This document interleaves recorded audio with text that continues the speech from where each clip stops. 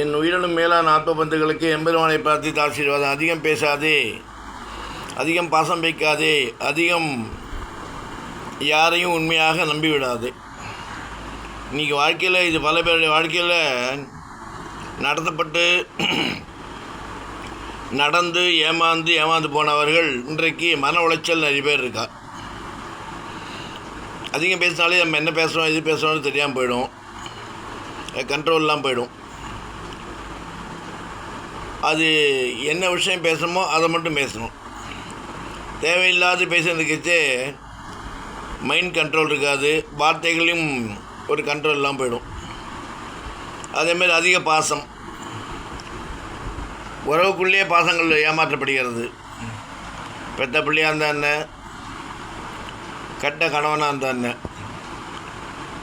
பொதுவான கருத்து எல்லா இடத்துலையும் நடக்குன்னு சொல்ல நீ நிறைய இடங்களில் மக்கள் இன்றைக்கி இதை மாதிரி இதில் தவிச்சுட்டுருக்கா.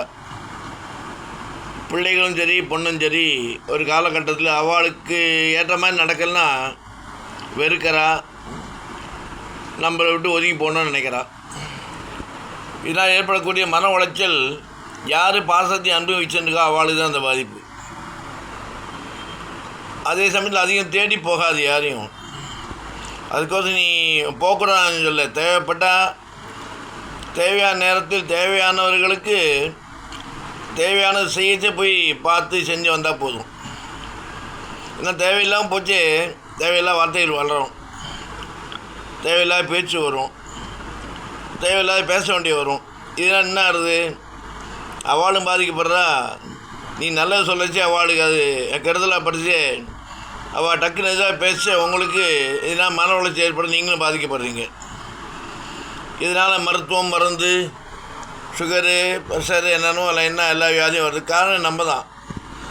எதுவுமே அளவோடு இருந்து அளவோடு செஞ்சுன்னு அளவோடு இருந்து வாழ்ந்தாலே போதும். இறைவனிடத்தை பக்தி செலுத்துங்கோ. முடிஞ்சால் எப்போல்லாம் நம்மளுக்கு ஓய்வு கிடைக்கும் அந்த நேரத்தில் ராமநாமம் சொல்லுவோம். அதை விட உயர்ந்த நாமம் ஒன்றும் வளர்த்து ஒன்றுமே கிடையாது.